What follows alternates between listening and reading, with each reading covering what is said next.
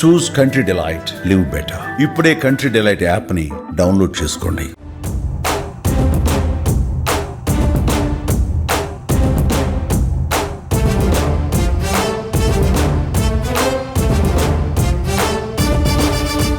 మహానాడులో పిఠాపురం మాజీ MLA Telugu Desam party నాయకుడికి ఉన్నటువంటి క్రేజ్, వర్మ గారి క్రేజ్ ఒకసారి చూడొచ్చు.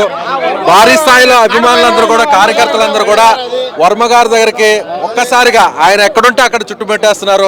ఎంత క్రేజ్ ఉందో మనం అర్థం చేసుకోవచ్చు. ఎస్, వర్మ గారితో మాట్లాడదాం. వర్మ గారు, మహానాడు ఎలా సక్సెస్ అయింది? సో చాలా స్పందన వస్తుంది, ఏమంటారు?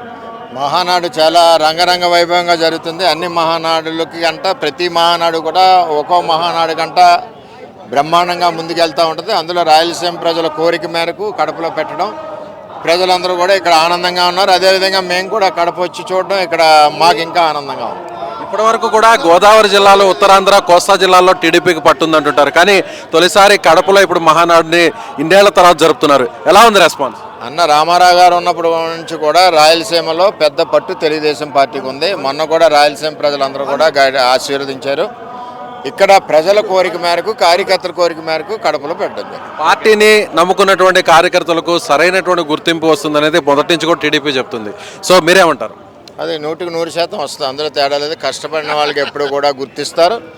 ఆ పార్టీ అధ్యక్షుడు సరైన సమయంలో సరైన నిర్ణయాలు తీసుకుంటారు. అలాగే లోకేష్ గారు ఇక నాయకత్వ బాధ్యతలు తీసుకోబోతున్నారు, వర్కింగ్ ప్రెసిడెంట్గా మారబోతున్నారు.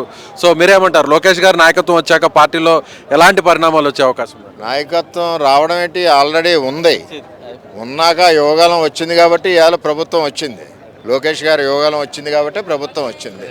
కార్యకర్తలు, రాష్ట్ర ప్రజలు మనసులో మనోభీష్టం, కోరిక లోకేష్ గారిని భవిష్యత్ రథసారథి కింద తెలుగుదేశం పార్టీలో చూడాలి. ఈ ఏడాది కాలంలో కూటమి ప్రభుత్వం ఎలాంటి అభివృద్ధి చేసిందంటారు? రాష్ట్ర వ్యాప్తంగా చూసినట్లు బ్రహ్మాండమైన అభివృద్ధి చేసింది. ఈ ఏడాది కాలంలో పాత చేసిన విధ్వంసాలన్నింటినీ కూడా సరైన లైన్లో పెట్టి రాష్ట్రాన్ని, అమరావతిని పునర్నిర్మాణం అన్నీ జరుగుతూ ఉన్నాయి. అమరావతిలో సుమారు 45,000 కోట్లతో వర్కులు మొదలైనవి. అదేవిధంగా పురుషోత్తపట్నం, అది మళ్ళీ విధ్వంసం చేసి ఆపేసిన ప్రాజెక్టు పురుషోత్తపట్నం మొదలైంది.